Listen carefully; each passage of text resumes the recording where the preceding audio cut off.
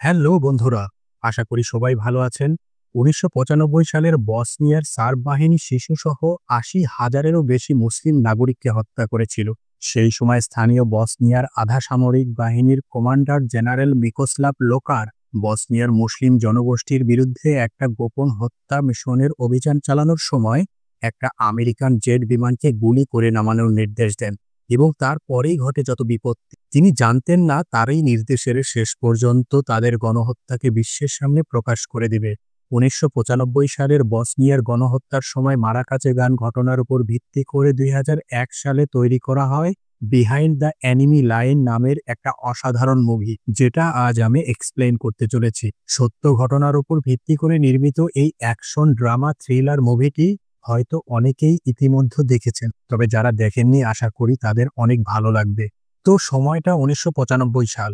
মার্কিন যুক্তরাষ্ট্রের নৌবাহিনীর flight officer lieutenant Chris Burnett এবং পাইলট লেফটেন্যান্ট জেরিম স্টেকহাউস অ্যাড্রিয়াটিক সাগরের বিমানবাহী জাহাজ ইউএসএস কার্ল ভিনসনে অবস্থান করছে। মূলত তারা দুজন একসঙ্গে F-18 উড়ান, কিন্তু ক্রিস বার্নেট নেভির চাকরি আর ভালো লাগছে না, তাই সেই রণতরীর অ্যাডমিরাল রিগার্ডের কাছে একটা ইস্তফাপত্র পাঠিয়ে দিয়েছেন। তার এ ধরনের চিঠি দেখে একসময় অ্যাডমিরাল তাকে তার কাছে তলব করে বসেন। তার সাথে দেখা হলে লোকটি তাকে নৌবাহিনীতে থাকার ব্যাপারে কিছু মোটিভেশনাল কথা বলেন, যাতে বার্নেট এখানে থেকে যায়। কিন্তু বার্নেটের সেই একই জেদ, কিছুতেই তিনি এখানে থাকবেন না।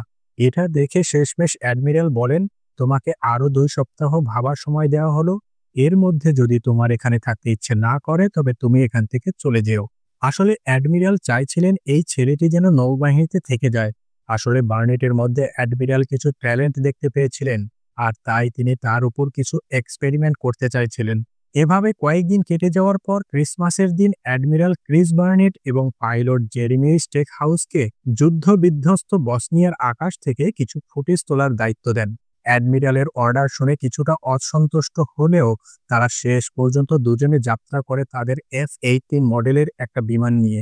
এই সময়টাতে মার্কিন নেতৃত্বাধীন সামরিক জোট ন্যাটো সে সময় বসনিয়া এবং সার্বিয়ার মধ্যে একটা শান্তি চুক্তি নিয়ে কাজ করছিল। তবে সার্বরা তখন চাইছিল আমেরিকা বা ন্যাটো সেখান থেকে যেন দ্রুত চলে যায়। আসলে তারা মুসলিম জাতির উপর যে গণহত্যা চালাচ্ছিল সেটা বহির্বিশ্বকে জানতে দিতে চাচ্ছিল না। তো এক সময় তারা বসনিয়ার আকাশে ঢুকে পড়ে।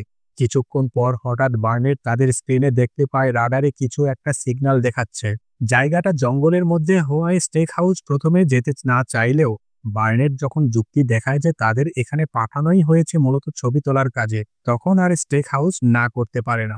কিছুক্ষণ পরে সেই জঙ্গলের মধ্যে সার্বদের গণহত্যার কিছু ফুটেজ ওরা বিমানের সাথে যুক্ত ডিজিটাল ক্যামেরা দিয়ে ক্যাপচার করতে সক্ষম হয়, এবং যারা এই ঘৃণিত কাজগুলো করছে তাদেরও ছবি তুলতে সক্ষম হয় ওরা। ওদের এই কার্যক্রম নিচে দাঁড়ানো সার্ব সেনারাও দেখতে পেয়েছে এবং বুঝতে পারে এটা ন্যাটোর বিমান এবং এই বিমানটি তাদের উপর নজরদারি চালাচ্ছে। তৎক্ষণাৎ এটা ওদের স্থানীয় হেডকোয়ার্টারে জানালে সার্ব আধা সামরিক কমান্ডার জেনারেল মিকোস্লাভ লোকার তার ডান হাত হিসেবে পরিচিত সাশাকে ব্যবস্থা নিতে বলে। এই সাশা ছিল প্রচণ্ড বুদ্ধিমান তবে নৃশংস এক ব্যক্তি। সাশা কমান্ডারের নির্দেশ পেয়ে ভূমি থেকে আকাশে উৎক্ষেপণযোগ্য ২টা মিসাইল উৎক্ষেপণ করেন। এই মিসাইল দুটোতে হিট সেন্সর যুক্ত ছিল, যেটা শত্রুপক্ষের কোনো বিমানের তাপমাত্রাকে ডিটেক্ট করে সেটাকে টার্গেটে পরিণত করতে পারত। আকাশে বার্নেট এবং স্টেক হাউস এই বিষয়টি ধরতে পেরেছে, আর এটা দেখে ওরা পালাতে শুরু করে মিসাইলের হাত থেকে। কিন্তু অনেকক্ষণ লুকোচুরি খেলার পর মিসাইলের আঘাতে শেষ পর্যন্ত ওদের বিমানটি বিধ্বস্ত হয়ে যায়। তবে এমার্জেন্সি এক্সিটের মাধ্যমে বিমান থেকে বেরিয়ে আসতে সক্ষম হয় ২ পাইলট। ওরা এতক্ষণ ধরে যে ফুটেজ কালেক্ট করছিল সেটা রেকর্ড হচ্ছিল স্টেক হাউসের সিটির ভেতরে থাকা একটি ডিভাইসে। আকাশে ওরা প্যারাশুট যখন খুলে ফেলে তখন স্টেক হাউসের সিট এসে পড়ে পাহাড়ের উপরে বেশ উঁচু মতো একটা জায়গায়। ওদিকে স্টেক হাউস এবং বার্নেট দুজনে ২ জায়গায় নেমেছে। বার্নেট তার প্যারাশুট থেকে মুক্ত হয়ে একসময় স্টেক হাউসের কাছে গিয়ে পৌঁছায়। সে নেমেছে মাঠের মতো খোলা একটা জায়গায় এবং নামার সময় সে বেশ আহত হয়েছে। ওরা যখন ওই অবস্থায় রয়েছে তখন অন্যদিকে মিরোস্লাভ লকার এসে পৌঁছায় বিধ্বস্ত হওয়া বিমানের ধ্বংসাবশেষের কাছে। সে সবাইকে চারিদিকে খোঁজার নির্দেশ দেয়। আসলে লোকটি বুঝতে পেরেছে বিমান থেকে তাদের উপর নজরদারি করা হয়েছিল এবং তাদের অপকর্মের ছবি তোলা হয়ে থাকতে পারে এখানে। আর এজন্যই সে কঠোরভাবে পুরো এলাকা তল্লাশি করতে বলেন। ঠিক সেই সময় দেখা যায় সাশাকে। সেখানে এসে পৌঁছেছে লোকটি। সেই সময় লোকারকে জানায় বিমানটির পাইলট ল্যান্ডিং করেছে পাহাড়ের উপর, আর এখনই গেলে তাদেরকে পাওয়া যাবে। সাশার কথা শুনে মিরোস্লাভ লোকার সেখানে আর দেরি না করে তার দলবল নিয়ে যাত্রা শুরু করে দেয় ওদের উদ্দেশ্যে। ওদিকে দেখা যায় স্টেক হাউস আহত অবস্থায় একটা মাঠের মধ্যে পড়ে আছে। এটা দেখে বার্নেট তার ক্ষত পরীক্ষা করে আর তাকে সেখানে রেখে তার জন্য পানি আনতে যায়। বার্নেট যখন বেশ কিছুটা এগিয়ে, তখন মাঠের মধ্যে পড়ে থাকা স্টেক হাউস দেখতে পায় বিশাল একটা সেনাবহর তার দিকে এগিয়ে আসছে। তার আর বুঝতে বাকি থাকে না যে এটা সার্বিয়ান বাহিনী। এরা তার ল্যান্ডিং দেখতে পেরেছিল বলে এখানে চলে এসেছে। সার্বরা যখন তার কাছে এসে পৌঁছায় তখন দূর থেকে বার্নেট এই বিষয়টা খেয়াল করে। একটু আড়ালে থেকে সে দেখতে থাকে আসলে সেখানে কি ঘটছে। তবে এক আশঙ্কায় তার বুকের ভেতরটা বারবার কেঁপে উঠছে। ইতিমধ্যেই সার্বিয়ান সেনারা স্টেক হাউসকে চারিদিক থেকে ঘিরে ধরেছে। এদিকে এক সময় গাড়ি থেকে মিরোস্লাভ লোকার নেমে আসতে দেখা যায়। স্টেক হাউসের সামনে গিয়ে সে কেন এখানে এসেছে সেটা জিজ্ঞাসা করে এবং আরও জানতে চায় সে এখানে একাই কিনা। লকারের কথায় স্টেক হাউস বুঝতে পারে বার্নেটের কথা সে এখনো জানে না, তাই সে না সূচক মাথা নাড়ায়। এ কথা শুনে আর কোনো কিছু জিজ্ঞাসা না করেই লকার শাসাকে ওকে মেরে ফেলার নির্দেশ দিয়ে চলে যায়। বসের নির্দেশ পেয়ে পেছন থেকে গুলি করে স্টেক হাউসকে সেখানেই মেরে ফেলে শাসা। বন্ধুকে চোখের সামনে মারা যেতে দেখে প্রচন্ড চমকে ওঠে সে এবং ভয় পেয়ে শব্দ করে বসে।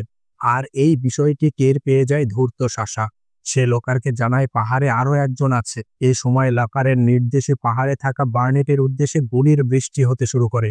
আর এটা দেখে বার্নেট পরিমরি করে ছুটতে শুরু করে। অনেক সময় ধরে গুলি চলার পরেও শেষ পর্যন্ত সে যাত্রায় বেঁচে যায় বার্নেট। বেশ কিছুক্ষণ ধরে চলার পরে একটা উঁচু পাহাড়ের চূড়ায় এসে কার্ল ভিনসনের সঙ্গে যোগাযোগ করে এবং পুরো বিষয়টা অ্যাডমিরালকে জানান। স্টেক হাউসের মৃত্যুর কথা শুনে অ্যাডমিরাল বেশ কষ্ট পায়, তবে বার্নেট কোথায় রয়েছে সেটার অবস্থান জানাতে বলে। এরপর তাকে উদ্ধার করার জন্য অ্যাডমিরাল রেলি 3 পয়েন্ট নামক একটা জায়গায় আসতে বলে। মূলত সেখানে থেকেই তাকে উদ্ধার করা হবে। বার্নেট তার কাছে থাকা ম্যাপ থেকে পয়েন্ট 3 খুঁজে বের করে সেদিকে আবার ছোটা শুরু করে। ওদিকে দেখা যায় কার্ল ভিনসেন্টে কয়েকটা হেলিকপ্টার প্রস্তুত করা হচ্ছে। বার্নেটকে উদ্ধারের জন্য আমেরিকান সেনারা প্রস্তুত হচ্ছে। তাদের বন্ধুকে নিয়ে আসার জন্য যখন তারা রওনা হবে তখন ন্যাটোর পিকেট নামে এক উচ্চপদস্থ কর্মকর্তা সেখানে উপস্থিত হয়। সে অ্যাডমিরালের কাছে জানতে চায় এই অপারেশনের আদেশ তাকে কে দিয়েছে। অ্যাডমিরাল জানায় তাদের এক সেনা সার্বিয়ার এক অঞ্চলে আটকে পড়েছে, তাই সে এই উদ্ধার অভিযানের নির্দেশ দিয়েছে। এই কথা শুনে পিকেট বলে, সাধারণ এক সেনার জন্য আমরা আমাদের শান্তি আলোচনা বিঘ্নিত করতে পারি না। সেখানে কোনো অভিযান পরিচালনা করা হলে শান্তি আলোচনা ভেঙে যেতে পারে। তাই এই অভিযান তখনই বন্ধ করার নির্দেশ দেন পিকে। পিকের কথায় যুক্তি আছে, আর তাই অ্যাডমিরাল তার কথা মেনেও নেন। অ্যাডমিরালের এ ধরনের কাজে অন্যরা কিছুটা ক্ষুব্ধ হলেও এখানে অ্যাডমিরাল ও পিকের কথাই চূড়ান্ত। শেষ পর্যন্ত আপাতত স্থগিত হয়ে যায় বার্নেটকে উদ্ধারের অভিযান। এদিকে পালাতে থাকা ক্লান্ত বার্নেট একসময় একটি ওয়াটার ড্যামের পাশে বসে জিরোতে থাকে, কিন্তু তখনই স্নাইপার রাইফেল দিয়ে শট নিতে থাকে শাসা। আচমকা আক্রমণে সে ড্যামের নিচে পড়ে যেতে থাকে, তবে একটি রড ধরে নিজে ঝুলে পড়লে ড্যামের একটি আড়ালের কারণে শাসা আর তাকে লক্ষ্য বানাতে পারে না। এবার সে দৌড়াতে শুরু করে এবং এসে পৌঁছায় তার নির্ধারিত স্থানে। সেখানে সে জাহাজের সঙ্গে যোগাযোগ করে। এ সময় অ্যাডমিরাল তাকে বলে তাকে আরও সেফ জোনে আসতে হবে। তুমি যেখানে আছো সেখানে আমাদের যাওয়ার অনুমতি নেই। আসলে পুরো বিষয়টি বার্নেট তার কাছে এ সময় এড়িয়ে যায়। কথাটা শুনে সে অ্যাডমিরালের উপর রেগে ওঠে। ওর অবস্থাও বুঝতে পারছে অ্যাডমিরাল, তাই তাকে শুধু এইটুকুই বলে যে তোমার দক্ষতা দিয়ে তুমি সেখানে টিকে থাকো, সুযোগ বুঝে আমরা তোমাকে উদ্ধার করব। বার্নেট যখন অ্যাডমিরালের সঙ্গে কথা বলছে তখন সে দেখতে পায় সার্বের একটা বিশাল সেনা গ্রুপ তার পাশের বনের মধ্যে দিয়েই এগিয়ে আসছে। ওরা যে তাকেই খুঁজছে তা আর বুঝতে বাকি থাকে না, তাই লাইনটা কেটে দিয়ে আবার শুরু হয় দৌড়। বার্নেট পালাচ্ছে এবং পেছনে আছে বিশাল একটা সার্ব বাহিনী। অ্যাডমিরাল স্যাটেলাইটের মাধ্যমে তার উপর সার্বক্ষণিক নজর রাখতে বলে। ওদিকে দেখা যায় ছুটে চলছে বার্নেট। বেশ কিছুক্ষণ ধরে চলার পরে সে হঠাৎই একটা খাদের মধ্যে পড়ে যায়। সে দেখতে পায় চারিদিকে শুধু লাশ আর লাশ পড়ে আছে। আসলে সে একটা বদ্ধভূমিতে চলে এসেছে। এই লাশগুলো হতভাগ্য বসনিয়ার মুসলিম জাতিগোষ্ঠীর, চারিদিকে পচা দুর্গন্ধ থাকলেও তার আর সেখান থেকে বের হওয়ার সময় থাকে না, কারণ সব সেনারা তার একেবারেই কাছে চলে এসেছে। তাই সে সেই মৃতদেহের মধ্যে নিজেকে লুকিয়ে রাখে। ওদিকে সার্ব সেনারাও চারিদিকে তাকে খুঁজতে শুরু করেছে। তবে বেশ কিছুক্ষণ খোঁজার পর তাকে না পেয়ে তারা সেখান থেকে চলে যায়। এই পুরো বিষয়টি স্যাটেলাইট ইমেজে দেখছিল অ্যাডমিরাল। বার্নেটের আত্মরক্ষার কৌশল দেখে বেশ খুশি হন তিনি। ছেলেটা যে সেখানে টিকে থাকতে পারবে সে বিষয়ে নিশ্চিত। ওদিকে সার্বরা চলে গেলে আবার শুরু হয় বার্নেটের চলা। তবে কারিগরি ত্রুটির কারণে স্যাটেলাইটটি ট্র্যাক করা বন্ধ করে দেয়। এক সময় সে আবার একটা পাহাড়ের উপরে উঠে কিছুটা বিশ্রাম নিতে শুরু করে। বার্নেটের এই অবস্থার কথা অ্যাডমিরাল একটি টিভি চ্যানেলে প্রচারের ব্যবস্থা করেছেন ইতিমধ্যে। তার ধারণা ছিল এতে হয়তো খবরটা ওইসব লোকেদের কাছেও পৌঁছাবে যারা বার্নেটকে মেরে ফেলার চেষ্টা করছে। এর পরের দৃশ্যে আমরা দেখতে পাই মিরোস্লাভ লোকার ঘাঁটিতে ফিরে এসে তার টেকনিশিয়ানদের কাছ থেকে একটা চমকপ্রদ তথ্য জানতে পারেন। টেকনিশিয়ান লোকটি তাকে জানায় ন্যাটোর বিমানটি তাদের কার্যক্রম রেকর্ড করছিল, কিন্তু রেকর্ডারটা ধ্বংস হয়ে বিমানে থাকলেও ফিল্মটি সেখান থেকে খুঁজে পাওয়া যায়নি। খবরটি শুনে লোকার আরও বেশি চমকে ওঠে এবং তার সেনাদেরকে নির্দেশ দেয় যেভাবেই হোক তাকে খুঁজে বের করতে হবে ওই ফিল্মটি। আবার আমরা বার্নেটকে একটি ফ্যাক্টরির পাশ দিয়ে চলতে দেখি, যেটা যুদ্ধ বিধ্বস্ত ও জনশূন্য ছিল। সেখানে একটি বাংকারের মতো কোনো কিছু একটা থেকে বেরিয়ে আসা দুটি বাচ্চাকে দেখতে পায়, যারা সাবধানে একটি চিকন তারকে স্পর্শ না করে পার হচ্ছে। সে একটু ভালো করে লক্ষ্য করলেই দেখে সেগুলো গ্রেনেডের চাবির সাথে বাঁধা ছিল। তার মানে সে এখন গ্রেনেড ভর্তি ফিল্ডের মধ্যে দাঁড়িয়ে আছে। এই সময় সার্বরা তাকে দেখতে পেয়ে আক্রমণ করতে আসলে সে ওই গ্রেনেডের তার বাঁধা রাস্তাতেই চলতে থাকে, যেটা ওই সৈন্যরাও জানতো না। ফলে তারা গ্রেনেড বিস্ফোরিত হয়ে মারা পড়ে। তবে একের পর এক গ্রেনেডগুলো এখন সেই বিস্ফোরণের সাথে তাল মেলাতে শুরু করে। তবে কোনো মতে বার্নেট সেখান থেকে নিজেকে রক্ষা করতে পারে। এক সময় আমরা বার্নেটকে আবার অ্যাডমিরালের সঙ্গে যোগাযোগ করতে দেখি। সে জানতে চায় আসলে কোথায় গেলে তাকে উদ্ধার করা সম্ভব হবে। এই সময় অ্যাডমিরাল তাকে জানান ওকে পূর্ব দিকে হজ শহরের কাছে যেতে হবে। সেখানে একটা খোলা জায়গা রয়েছে যেখান থেকে তাকে তুলে নেওয়া হবে। ওদিকে বার্নেটকে পূর্ব দিকে যেতে বলে অ্যাডমিরাল সহ অন্যরা আবারও প্রস্তুতি নিতে শুরু করে তাকে উদ্ধার করতে যাওয়ার জন্য। কিন্তু এ সময় আবার দেখা যায় পিকেটকে, একজন ন্যাটো সেনা অফিসারকে নিয়ে তাদের ওখানে হাজির হয়েছেন তিনি অ্যাডমিরালকে জানান, আপনারা নন, আমার এই সেনাদলটি বার্নেটকে উদ্ধার করে আনবে। আসলে পিকেট চাইছিল না কোনো একক আমেরিকান গ্রুপ উদ্ধার অভিযানে অংশ নিক, কারণ এতে হয়তো সার্বদের সঙ্গে শান্তি চুক্তির আলোচনা ব্যাঘাত ঘটতে পারে।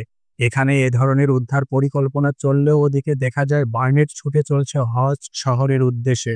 পথে একটা গাড়িকে আসতে দেখে সেটাকে থামায় এবং সেটাতে উঠে পড়ে। গাড়িতে যে যাত্রীরা ছিল তারাও হজের দিকেই যাচ্ছিল, কারণ সেখানে তখনও কিছু জাতিগত মুসলিম সার্বদের বিরুদ্ধে যুদ্ধ চালিয়ে যাচ্ছিল। ওরা যখন হজ শহরের দিকে যাচ্ছে ঠিক তখন বার্নেট যেখান থেকে গাড়িতে উঠেছিল ঠিক সেখানেই এসে দাঁড়ায়। টায়ারের ঘর্ষণে বুদ্ধিমান লোকটি বুঝে যায় এখান থেকে কাউকে তুলে নেওয়া হয়েছে, আর এই সময়ে এটা বার্নেট ছাড়া আর অন্য কেউই হতে পারে না। তাই সে লোকারকে ফোন করে জানায় তাদের টার্গেট এবার হজ শহরের দিকে চলছে। অদ্ভুত ব্যাপার হলো এই সময় মিরোস্লাভ লোকারের বাহিনী তখন হজ শহরের আশেপাশেই অবস্থান করছিল। তাই বার্নেটের গাড়ি যখন সেখানে পৌঁছায় তখন তাদের উপর শুরু হয় আক্রমণ। আর তার মধ্যে থেকে নেমে বার্নেট তার সাথে আসা একটা ছেলের সাথে সেখানকার বিদ্রোহীদের আস্তানায় গিয়ে ওঠে। ওই ছেলেটি বিদ্রোহীদের নেতার সাথে তাকে পরিচয় করিয়ে দিয়ে বলেন তিনিও একজন আমেরিকান, কিন্তু নেতা তাকে দেখে রেগে ওঠেন। আর এর কারণ ছিল তারা জানতো ভয়ানক অপরাধ করার পরেও আমেরিকানরা সার্বদের সাথে একটা শান্তি আলোচনায় বসতে যাচ্ছে। আসলে ওরা চাইছিল ওদের বিরুদ্ধে আমেরিকা শক্ত অবস্থান নেই, কিন্তু সেটা তারা পায়নি। আর এতেই বার্নেটের উপর রাগ ঝাড়তে দেখা যায় তাকে। ভেতরে যখন এসব কথাবার্তা চলছে তখন দেখা যায় সার্বরা প্রচণ্ড গুলিবর্ষণ চালিয়ে যাচ্ছে তাদের উপর। এক সময় তারা সেই ভবনের দেয়াল ভেঙে ভেতরে ঢুকে পড়ে এবং নির্বিচারে গুলি করে হত্যা করতে শুরু করে। এই হামলায় বার্নেটও বেশ হতচকিত হয়ে পড়ে। এমন অবস্থা এখানে যে কোনোভাবে আর তাদের হাত থেকে পালানো সম্ভব নয়। তবে বুদ্ধিমান বার্নেট একটা উপায় ঠিকই বের করে ফেলে। সে মৃত সেনাদের একজনকে তার পোশাক পরিয়ে সার্ব সৈন্যদের একটা পোশাক তার নিজের গায়ে চাপিয়ে সেখান থেকে সার্বদের মধ্য দিয়ে বেরিয়ে আসতে সক্ষম হয়। এদিকে দেখা যায় ভেতরে বার্নেটের পোশাক পরা একটা লোককে সার্বরা মৃত অবস্থায় উদ্ধার করেছে। এটা দেখে তারা ভেবে নেয় যে আমেরিকান পাইলটের মৃতদেহ। তবে এই ডেড বডি যখন লোকার ও সাশাকে দেখানো হয় তখন সাশা বলে এটা আমেরিকানের মৃতদেহ নয়, কারণ এটা তাদেরই একজন। তবে এই সময়ে লোকার এটাকে বার্নেটের দেহ বলে প্রচারের সিদ্ধান্ত নেন, কারণ সে চাইছিল এতে হয়তো আমেরিকানরা বার্নেটকে খোঁজা আপাতত বাদ দিন, আর এই সময়ের মধ্যে ওরা বার্নেটকে খুঁজে বের করে মেরেও ফেলতে পারবে। লোকারের সংবাদটা যথারীতি অ্যাডমিরালের কাছেও পৌঁছায়। তিনি খবরটা শুনে কিছুটা হতাশ হলেও বিশ্বাস করতে চাইছিলেন না যে বার্নেট এভাবে মারা যেতে পারে। ওদিকে আমরা বার্নেটকে দেখতে পাই তার নির্দেশিত স্থানে যেতে। ওরা যখন সবেমাত্র সেখানে পৌঁছেছে তখন সে দেখতে পায় তাকে উদ্ধারকারী একটা হেলিকপ্টার ওদেরকে না নিয়েই ফিরতি পথ ধরেছে। আসলে সংবাদটা যখন প্রচার হচ্ছিল ঠিক তখন উদ্ধারকারী টিমটাকে জানানো হয় সাবজেক্ট মারা গিয়েছে, আর তাই তারা ফিরে যাচ্ছে। এটা দেখে প্রচন্ড রাগে হতাশায় ভেঙে পড়ে বার্নেট। সাথে আসা ছেলেটিও বেশ হতাশ হয়। এই সময় বার্নেটের চোখে একটা বিষয় ধরা পড়ে। পাশের পাহাড়ে একটা মূর্তি দেখতে পায় সে, আর এটা দেখে তার ল্যান্ডিং সময়ের কথা মনে পড়ে। এখানে তার সহকারী স্টেক হাউসের সিট পড়েছিল, যাতে তাদের রেকর্ড করা সব ফুটেজগুলো সংরক্ষিত রয়েছে। বিষয়টা বার্নেটের মনে এক নতুন ধরনের ভাবনার তৈরি করে। সে ছেলেটিকে তার নিজের পথে চলে যেতে বলে নিজে সেই পাহাড়ের উদ্দেশ্যে বেরিয়ে পড়ে। আসলে বার্নেট পুরো অঞ্চলটা ঘুরে যেখানে প্রথমে এসে নেমেছিল ঠিক সেখানেই আবার এসে পড়েছে। যখন সে ওই মূর্তির কাছাকাছি যেতে থাকে তখন এদিকে সাশাকে তার এক সহকারীকে নিয়ে সেই মাঠের মধ্যে দিয়ে যেতে দেখা যায়। সেখানে রাইফেলের একটা খালি ম্যাগজিন পড়ে থাকতে দেখে বুঝে যায় যে এই কিছুক্ষণ আগে এখানে তার টার্গেট অবস্থান করছিল। পাশেই পাহাড়ের চূড়ার দিকে তারও নজর পড়ে। বার্নেট যে সেই পথেই যাচ্ছে ধূর্ত লোকটি সেটাও বুঝে ফেলে, আর তাই তারা সেদিকে যাওয়ার সিদ্ধান্ত নেয়। ওদিকে বার্নেট পৌঁছে গিয়েছে সেখানে। বরফে ঢাকা অবস্থায় সে সেই সিটটাকে পড়ে থাকতে দেখতে পায়। এটা দেখে সে দৌড়ে গিয়ে সেখানে থেকে সেই রেকর্ডারটা খুঁজে পায় ও সিগন্যাল ডিভাইসটা অন করে দেয়।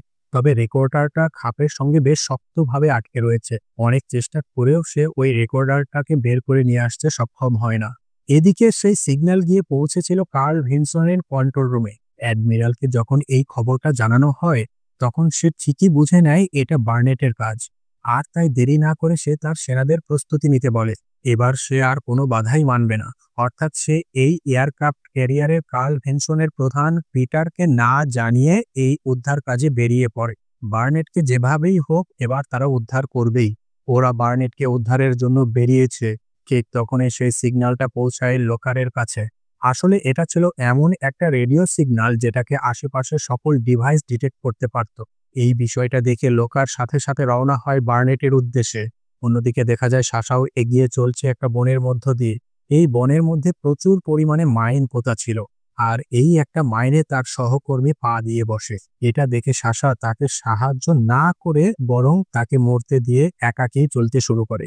ওদিকে বার্নেটের কাজটা তখন প্রায় শেষ হয়ে এসেছে, আর ঠিক সেই সময় বিস্ফোরণের শব্দ শুনতে পায়। আসলে এটা ছিল সাশার সাথে আসা ছেলেটির পায়ের নিচে পড়া মাইনের বিস্ফোরণ।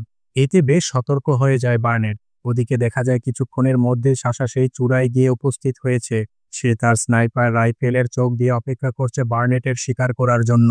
কিন্তু বার্নেট আগেই একটা জায়গায় লুকিয়ে পড়েছে। মূলত শব্দটি শোনার পর সে সতর্ক হয়ে গিয়েছিল। বেশ কিছুটা সময় অতিবাহিত হওয়ার পরে সাশা একটা হেলিকপ্টারের শব্দ শুনতে পায় এবং বুঝতে পারে বার্নেটকে উদ্ধারের জন্যই এই হেলিকপ্টারগুলো আসছে। তাই আর লুকিয়ে অপেক্ষা না করে সামনে এগোতে শুরু করে। কিন্তু কাছে এসে দেখে সেখানে বার্নেটের গ্লাভস পরে আছে, অর্থাৎ তাকে ট্র্যাপে ফালানো হয়েছে। আর ঠিক তখনই আড়াল থেকে বেরিয়ে বার্নেট সাশার বুকে একাধিক গুলি করে মেরে ফেলে, অর্থাৎ কেটে ফেলে লকারের ডান হাত। সাশাকে মারার পর সে যখন নিশ্চিন্ত অনুভব করছে ঠিক তখন সেখানে লকারের বিশাল একটা সেনাবাহিনী উপস্থিত হয়। এটা দেখে পালাতে শুরু করে বার্নেট। ওর দিকে সার্ক সেনারা তখন গুলি ছুড়তে শুরু করেছে। ঠিক তখনই সেখানে উপস্থিত হয় অ্যাডমিরালের নেতৃত্বে 3টা হেলিকপ্টার। বার্নেটকে গুলি করতে দেখে হেলিকপ্টার থেকে সার্কদের উদ্দেশ্যে গুলি এবং মিসাইল ছোড়া শুরু হয় হেলিকপ্টার থেকে। প্রচণ্ড গোলাগুলির মধ্যে বার্নেট সেই রেকর্ডারটাকে উদ্ধার করে এবং শেষ পর্যন্ত সে নিজেও উদ্ধার পায়। বার্নেটকে উদ্ধার করে অ্যাডমিরাল বেশ খুশি। আসলে তার কারণেই তার 2জন পাইলট এই কঠিন পরিস্থিতিতে পড়েছিল। মুভিটা মূলত বার্নেটের উদ্ধারের মধ্য দিয়ে শেষ হলেও এর রেশ রয়ে গিয়েছিল বেশ কিছুদিন ধরে। সেই ঘটনার পরে অ্যাডমিরাল রিগার্ডকে পানিশমেন্ট স্বরূপ সেই জাহাজ থেকে বদলি করা হয় পেন্টাগনে। সার্কদের যুদ্ধাপরাধের প্রমাণ প্রকাশ হয়ে পড়ায় জেনারেল মিকোস্লাভ লোকারকে যুদ্ধাপরাধের দায়ে অভিযুক্ত করা হয় এবং বার্নেট আমেরিকার নেভিতে স্থায়ীভাবে থেকে যায়। 1995 সালের বসনিয়ার যুদ্ধটা ইউরোপের ওই অঞ্চলের মুসলিম জাতিগোষ্ঠীর জন্য একটা বড় বিপর্যয় ডেকে এনেছিল। যদি কোনো কারণে সেই বর্বরতার প্রমাণগুলো ফুটেজ প্রকাশ না পেত, তাহলে হয়তো আমরা সেই জঘন্য ইতিহাস সম্পর্কে জানতে পেতাম না। বন্ধুরা, তো এই ছিল আজকের মুভি এক্সপ্লেনেশন। ভিডিওটি কেমন লাগলো সেটার মতামত কমেন্ট বক্সে জানাবে। তুমি যে এতক্ষণ ধরে এই ভিডিওটি দেখলে তার চিহ্নটা অন্তত কমেন্ট বক্সে রেখে যাও। ভালো লাগলে একটা লাইকও দিও, শেয়ার করবে, আর পারলে চ্যানেলটিকে সাবস্ক্রাইব করে রাখবে। ফিরছি নতুন কোনো মুভি নিয়ে, সেই পর্যন্ত অনেক ভালো থাকো। ধন্যবাদ।